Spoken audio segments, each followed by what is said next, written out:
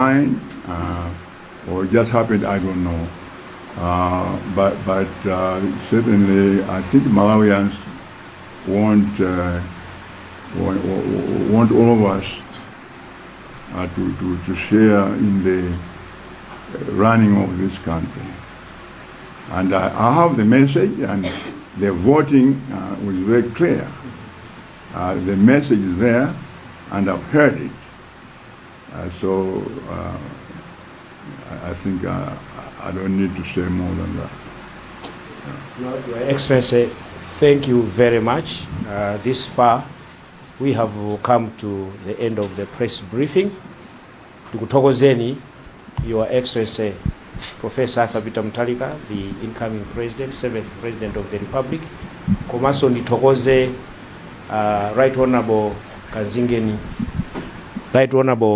Enoch Kanzingeni Chihana, the incoming 2nd Vice President, a Secretary General, Administrative Secretary, my Vice President athu onse, akuluakulu achipani nonse, tikuthokozeni nonse. Komanso mwabadera, tikuthokozeni Amalawi amene muna chita chidwi lero kuti no mumve kuyankhula kwa president wanu amene mwamuvotera, amene ayambeso kugwira ntchito osachedwapo. Kwakukulukulu ndikuthokozeni nonse atolankhani amene mwabwera ndipo mwagwira ntchito imeneyi.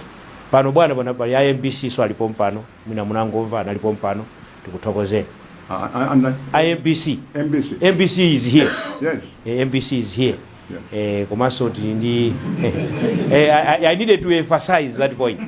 To underline that MPC is here for obvious reasons, Your Excellency.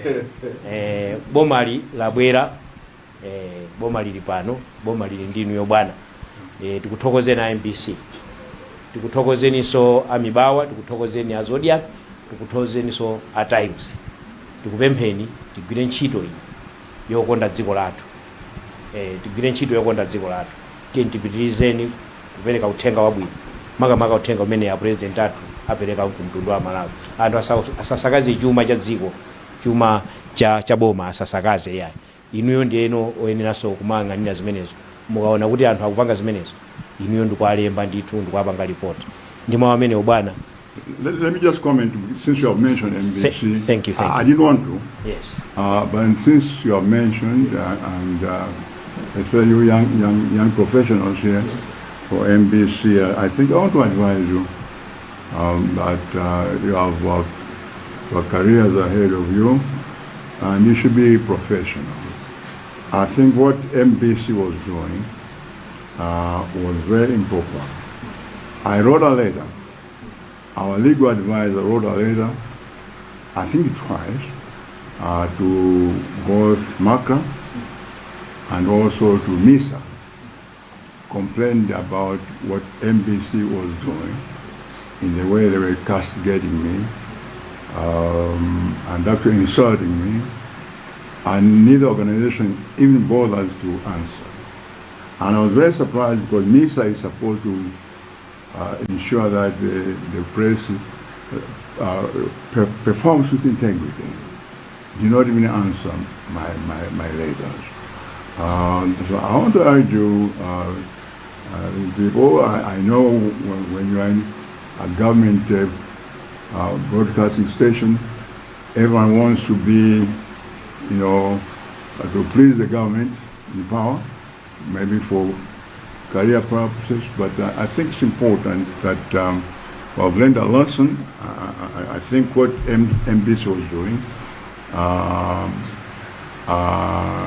and its leadership is not good to journalism and to the country.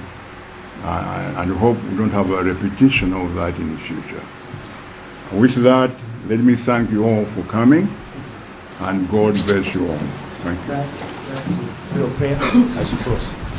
Just a word of prayer, Your Excellency. Oh. Yes, we started with the prayer. Oh, yes. Yes, it's just proper that we finish with prayer as well.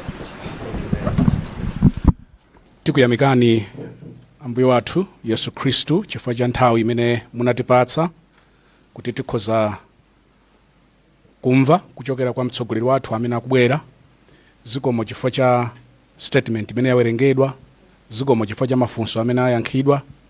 Inu Mulungu ndi amene mumayika atsogoleri pa mipando. Zikomo chifukwa choti mwatipatsanso mtsogoleri wathu wanyuwani. Mudalitse dziko la Malawi, pitirizani kulisunga mu mtendere ndi bata.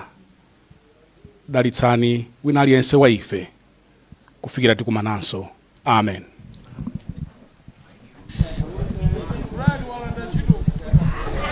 Umo ndi mmene alankhulira president wa dziko lino Professor Fatu.